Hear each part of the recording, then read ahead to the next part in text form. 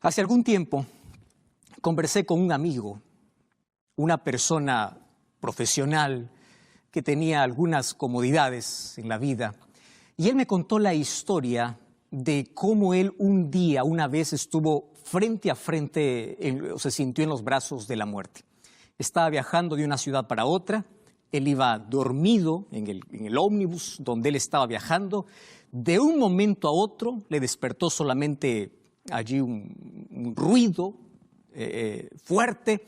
De un momento a otro, de un segundo para otro, él se vio de que estaba allí o cayendo para un abismo. Piedras deslizándose, era un accidente que estaban acabando de tener, él y todas las personas que estaban viajando con él, griterío por todo lado, desesperación, y él no podía mover una pierna cuando el carro que iban se detuvo. Él se dio cuenta que estaba en una pendiente, una roca a punto de caer, para abajo había abismo y él estaba semicolgado. Y él me dijo algunas cosas interesantes. En un momento tan crítico de la vida, cuando tú te sientes frente a frente o cuando sientes que estás en los brazos de la muerte, tú te olvidas de quién eres. Te olvidas cuántos títulos tienes, te olvidas todos los grados que obtuviste en la vida y solamente tienes un presentimiento de qué va a suceder conmigo. No sentía mis piernas, sentía que no sabía si estaba vivo, estaba muerto, no sabía si estaba soñando. Él expresa la experiencia que él vivió. Y dice, en un momento como este, te das cuenta que lo más importante en la vida no son tus conquistas, no son tus logros. Lo más importante por tu mente pasa qué es de tu familia, qué es de tus hijos, qué es de tu esposa. Entonces, él me contó, la vida... Allí te das cuenta que o lo importante de la vida no es todas las cosas por lo cual te afanas. Y uno descuida a veces lo más importante. Y él era cristiano, por supuesto, o había crecido por lo menos en una familia cristiana. Y por mi mente pasó, me decía él, dos cosas. O estoy salvo o estoy perdido. ¿Valió la pena vivir?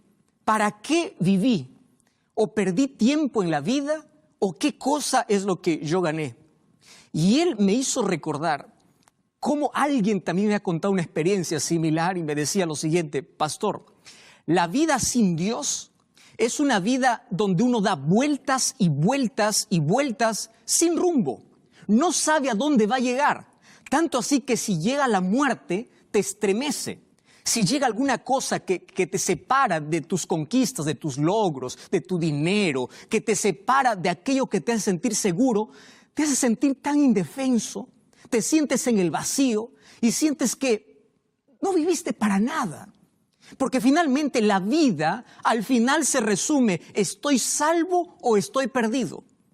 Eso es todo. Y a veces uno va por la vida pensando que lo más importante es el dinero, lo más importante es el poder, lo más importante son las cosas de este mundo, cuando al final de la vida lo más importante es ¿estoy salvo o estoy perdido? Y una de las cosas que nunca voy a olvidar, lo que él me decía es, la vida sin Dios es dar vueltas y vueltas sin rumbo, sin saber a dónde va a llegar, sin saber cuál es tu destino. Y tenía mucha razón, porque el apóstol Pablo ya nos hablaba en el libro de Colosenses capítulo 1, versículo 16, que la vida necesita tener un propósito. La vida tiene sentido cuando tiene propósito, y solamente tiene propósito cuando tú sirves a Dios. Dice el versículo 16, por Él fueron creadas todas las cosas, los que hay en el cielo, lo que hay en la tierra, visibles e invisibles, tronos, dominios, principados, potestades. Todo fue creado por medio de Él y para Él. ¿Me estás escuchando, Francisco? Fuiste creado por Dios y para Dios. Eulogio, estoy hablando para ti. Tú no fuiste creado para arrastrarte en esta vida, para arrastrarte en la miseria, para tener el corazón quebrantado, para vivir lejos de Dios, para darle espalda a Dios. Tú fuiste creado por Dios y para Dios. Entonces, la vida sin Dios es un conjunto de horas perdidas. Uno pierde años, uno pierde tiempo, uno pierde todo. Finalmente, la vida sin Dios es una vida vacía y perdida. No te olvides, dos cosas. Es una vida vacía y es una vida perdida. Yo voy a hablar de salvados y perdidos. Alguien me preguntó hace algún tiempo, pastor, yo no entiendo cómo es que Finalmente muchas personas se van a perder, porque la Biblia me enseña que cuando Jesús vino a este mundo, vino para morir por todos. Entonces, ¿cómo es que su sangre es suficiente para salvar a todos? ¿Por qué hay muchos que se van a perder? Es que Dios no puede romper tu libertad. Es que la sangre de Cristo tiene poder solamente cuando tú lo aceptas. Cuando tú rechazas el sacrificio de Jesús, estás perdido. No importa las obras que hagas, no importa los títulos que tengas, el poder que tengas, la riqueza que tengas. Sin Cristo estás perdido. Y déjame explicarte de una manera muy breve cómo en la Biblia presenta el asunto de salvación. La Biblia me presenta que Jesús en la cruz pagó la pena del pecado, mi culpa, la condenación. Esa es la primera P, la pena del pecado. Cuando acepto el sacrificio de Cristo, Él me justifica. ¿Qué significa me justifica? Él me hace justo, me acepta como hijo suyo. Pero a partir de allí empiezo a caminar con Dios. Y cuando yo camino con Dios, Dios me libra del poder del pecado. ¿Me estás escuchando, Julia? ¿Me estás escuchando, Rodrigo? Del poder del pecado. Lo que antes me gustaba hacer, Dios va transformando mi carácter, mis gustos. Mi vida se está colocando en armonía con la voluntad de Dios. Primero en la cruz me libró de la pena del pecado. Después me libra del poder del pecado. Pero Cristo va a volver. Y cuando vuelva a esta tierra, Él me librará de la presencia del pecado. Como para no olvidarnos, aquí tenemos las 3 P's, ¿verdad? Primero, me libra de la culpa del pecado, de la pena del pecado. Número 2, me libra del poder del pecado. Y número 3, me va a librar de la presencia del pecado cuando Él venga. Pero yo tengo que aceptar su sacrificio, yo tengo que caminar con Él para que un día Jesús me pueda transformar. Pastor, ¿qué significa que me va a librar de la presencia del pecado? Hoy tú y yo somos pecadores. Nuestra naturaleza es pecaminosa. Nuestras inclinaciones son pecaminosas. Entonces, cuando Cristo venga, como Él nos libró del poder del pecado, ahora va a arrancar de nosotros esa naturaleza que nos inducía siempre a pecar. Gloria a Dios, seremos santos para siempre. Nunca más tendremos una mancha de pecado en nuestra vida. Pero eso sucederá solamente cuando Cristo venga. Y cuando Cristo regrese, yo quiero recordarte algunos elementos importantes en cuanto a la venida de Jesús, porque todos esperamos ese día. Mas, ¿cómo vendrá Jesús? Por ahí algunos dicen que vendrá de forma espiritual, va a robar a su pueblo. No, mi querido. La palabra de Dios presenta que la venida de Jesús tendrá 5 características. ¿Estás viendo mi mano? ¿Sí? 5 características. Toma tu mano. Vamos a aprender con la mano. La venida de Jesús, en primer lugar, será real. No será espiritual, será real. Número 2, será personal. ¿Correcto? Será personal. Número 3, la venida de Jesús será visible. Número 4, será audible. Y número 5, será gloriosa. ¿Lo entendiste? Pero no me creas lo que yo te digo. Vamos a ver lo que la palabra de Dios dice. Mira cómo sucederá el momento de la transformación. Hechos capítulo 1, versículo 11, dice así. Cuando Jesús fue elevado al cielo, 2 varones hablaron para aquellos que estaban mirando. Y les dice, ¿por qué estáis mirando al cielo? Este mismo Jesús que ha sido tomado entre vosotros al cielo, así vendrá como lo habéis visto ir. Eso dice la Biblia. Jesús fue de manera personal. Jesús no fue de manera espiritual. Jesús fue de manera visible.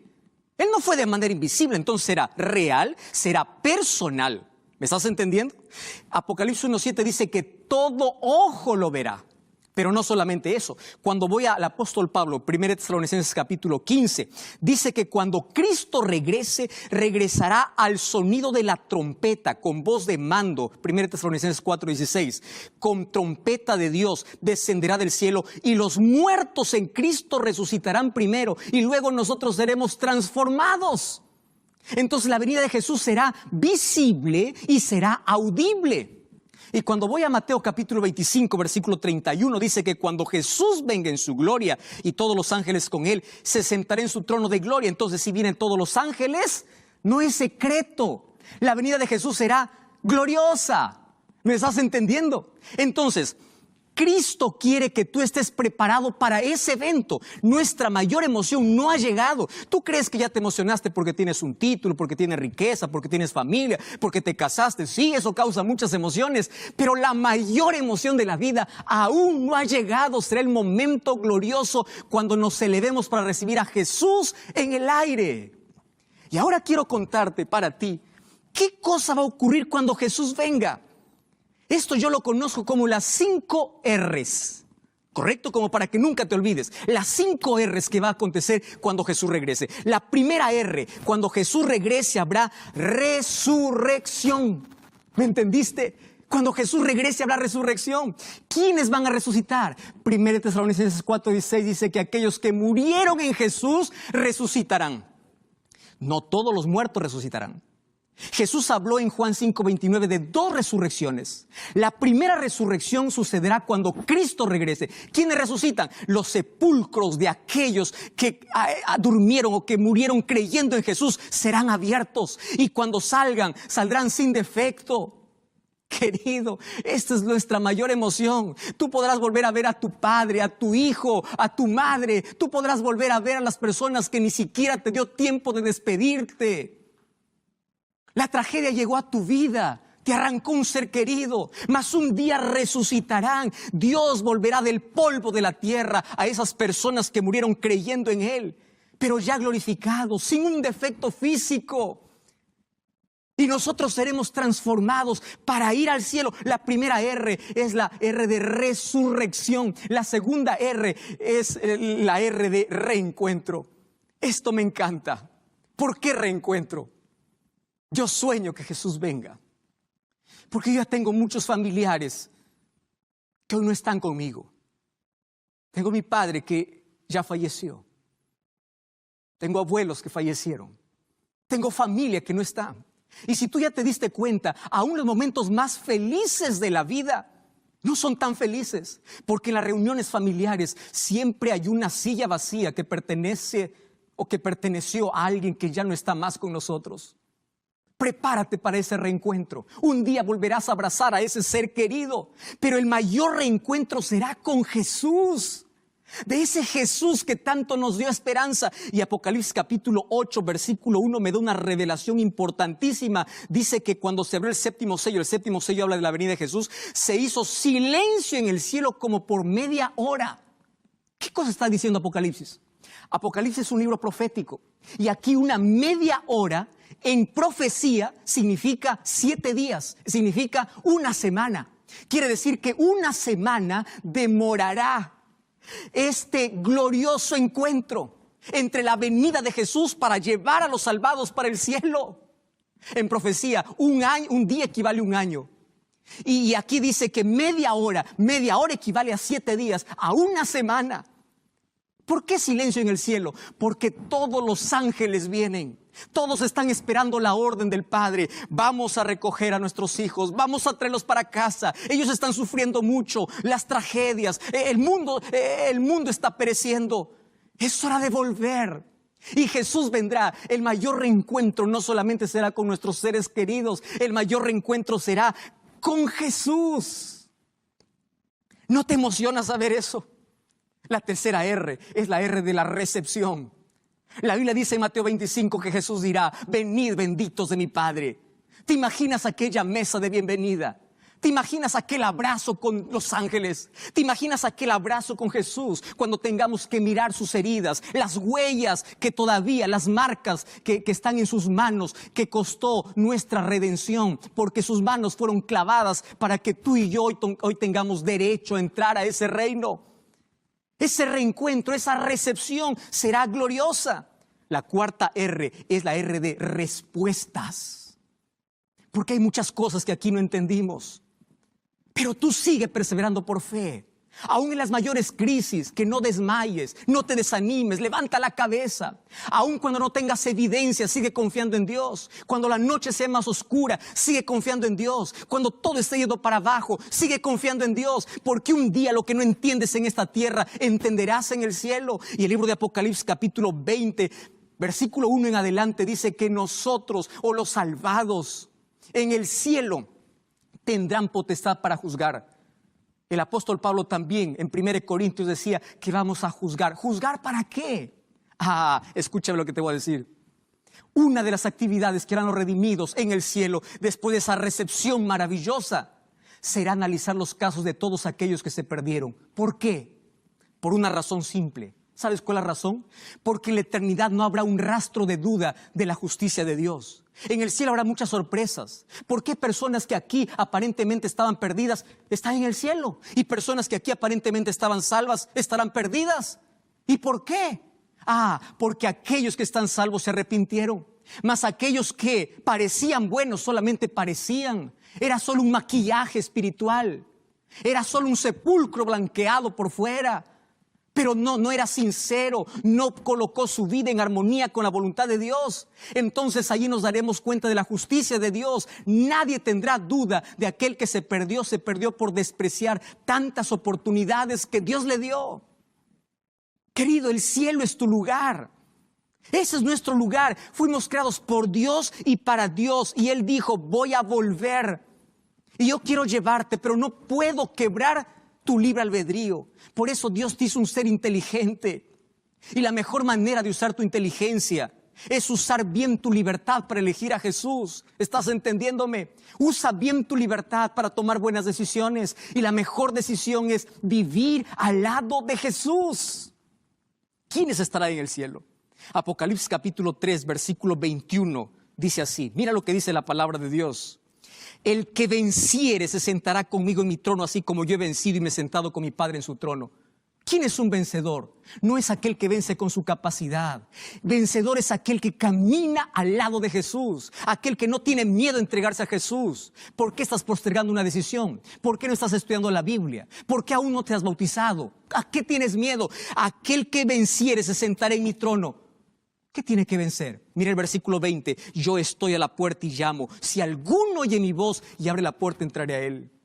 Jesús en Mateo capítulo 23, versículo 27 dice, Jerusalén, Jerusalén, puedes colocar allí tu nombre. ¿Cuántas veces te llamé? ¿Cuántas veces quise salvarte? Roberto, Rodrigo, José, Carlos, Juan, ¿cuántas veces te llamé? Ignoraste mi voz, toqué la puerta de tu corazón, tú no quisiste abrir, rechazaste mi gracia. Ahora acompáñame para la última R, porque esta R es impresionante. Apocalipsis capítulo 21, versículo 4. Mira lo que dice la palabra del Señor. Vi un cielo nuevo y una tierra nueva. El primer cielo y la primera tierra pasaron y el mar no existe más. Acabaron todos los problemas. Y si vamos para el capítulo 20, dice que después de 1000 años... Mira qué cosa es lo que sucede. Versículo 5. Los otros muertos no volvieron a vivir hasta que se cumplieron 1000 años. Bienaventurado el que tiene parte en la primera resurrección. Claro, porque la segunda resurrección solamente es para condenación. Versículo 9. Subieron sobre la anchura de la tierra, rodearon el campamento de los santos, la ciudad amada, y descendió fuego del cielo y los consumió. El diablo que los engañaba fue lanzado en el lago de fuego y azufre, donde está la bestia y el falso profeta, y serán atormentados para siempre. Cuando dice para siempre, está hablando de consecuencias eternas. Ahora, préstame atención lo que te voy a decir ahora. Después de 1000 años en el cielo, dice que la nueva Jerusalén desciende a la tierra. Quiero que imagines conmigo, por favor, esta escena. La nueva Jerusalén, la santa ciudad, está descendiendo del cielo. Y se levantan todos aquellos que echaron su suerte con Satanás. Satanás los engaña que todavía pueden conquistar esa ciudad. Y préstame atención, todos se levantan como un solo ejército para poder guerrear, para poder pelear. Y es allí donde desciende fuego del cielo para acabar al diablo y sus ángeles. Préstame atención, el fuego no fue diseñado para el ser humano, fue creado para el diablo. Por favor, no eches tu suerte con él. No permitas que él tenga el control de tu vida. Ahora préstame atención, cuando desciende la ciudad habrán dos grupos. Un grupo dentro de la ciudad, otro grupo fuera de la ciudad. Mi pregunta es, ¿dónde estarás tú? ¿Dónde estaré yo? ¿Dentro o fuera de la ciudad? Para estar dentro de la ciudad hay un solo camino, que es Jesús. Hay una sola verdad, que es Jesús. Hay una sola puerta, que es Jesús. Es hacer la voluntad de Dios, no mi propia voluntad. Yo estoy imaginando en este momento cuántos padres estarán allí en la ciudad mirando a sus hijos fuera de la ciudad. Y esto me llena de dolor. Estoy hablando para ti que eres un padre de familia. ¿No ves que toda tu familia es cristiana? ¿No ves que todos van a la iglesia, pero tú eres duro? Un día tus hijos y tu familia estarán dentro de la ciudad y tú estarás fuera. ¿Por qué? Por tu incredulidad. ¿Qué cosa te está sacando de la ciudad? ¿Qué cosa está sacando de la eternidad? Dime qué cosa, ¿un pecado? Por un cigarrillo no vas a estar dentro de la ciudad. Por un vaso de alcohol tú vas a perder tu salvación. Dime qué cosa es lo más importante que en la vida tú puedas tener, que pueda compensar o reemplazar una eternidad al lado de Jesús. Querido, otra vez dos grupos aquí.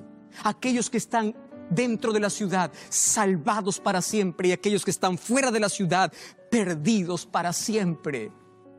Quiero imaginar a Judas, cómo ve a sus compañeros, 11 dentro de la ciudad, 1 fuera de la ciudad. 11 salvados para siempre, 1 perdido para siempre. ¿Cuántas familias allí desunidas? No porque Dios determinó, sino porque tú elegiste. Porque salvación es un asunto de elección. Por eso decide bien. Mi pregunta este momento es, ¿tu vida ahora dónde está? ¿Dentro de la ciudad o fuera de la ciudad? Y déjame darte un concepto que tú no debes olvidar. Dentro de la ciudad.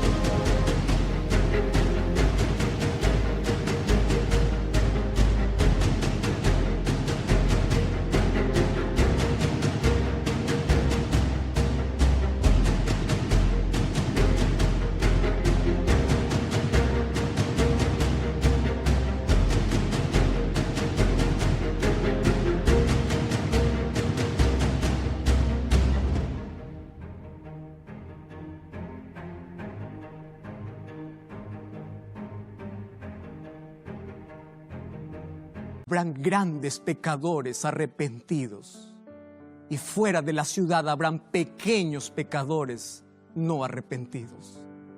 Tú no pienses que los que se van a perder son los asesinos, aquellos homicidas, son aquellos malos. No, no, no. Solo se perderá aquel que no aceptó la gracia de Jesús. Tú sabes que se perderá gente buena, gente honesta, gente honrada, gente que hacía obras de bien, gente que no cometió escándalos, gente que no cometió adulterio, gente que hizo bien al prójimo, pero estará perdida porque por obras nadie llega al cielo. Al cielo llegamos por aceptar la gracia de Jesús. En el cielo estará Moisés, un ex asesino. Estará Saulo, un ex asesino. Grandes pecadores arrepentidos por la gracia del Señor estarán en la eternidad.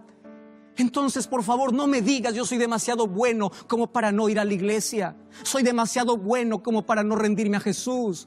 No me digas que eres demasiado bueno, porque aquel que no se reviste de la gracia de Cristo está perdido. ¿Dónde estás? ¿Dentro de la ciudad o fuera de la ciudad?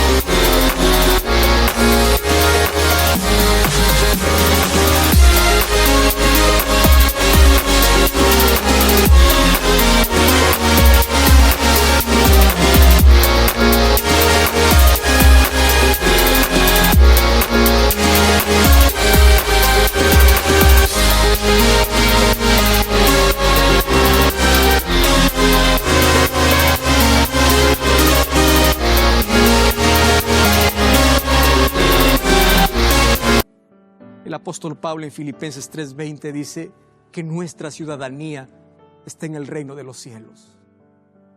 Querido, en el nombre de Jesús, acepta la gracia de Cristo. Escribe aquí: yo acepto a Jesús en mi corazón. Entrégate a Cristo. Tú y tu familia, prepárate para una eternidad al lado de Jesús, porque Jesús te quiere ver dentro de la ciudad para una eternidad, una eternidad. ¿Tú aceptas la gracia de Cristo? Ponte de pie. Yo no te estoy viendo, pero ponte de pie. Allí donde estás, cierra tus ojos, vamos a orar. Querido Dios, aquí estamos puestos en pie aceptando tu gracia, aceptando tu misericordia, aceptando que hoy Jesús pueda transformar nuestro corazón, porque soñamos estar dentro de la ciudad, soñamos entrar en la Nueva Jerusalén, soñamos abrazar a Jesús, soñamos estar con toda nuestra familia. Por eso hoy elegimos a Cristo como nuestro Salvador. Acepta nuestra decisión en el nombre de Jesús.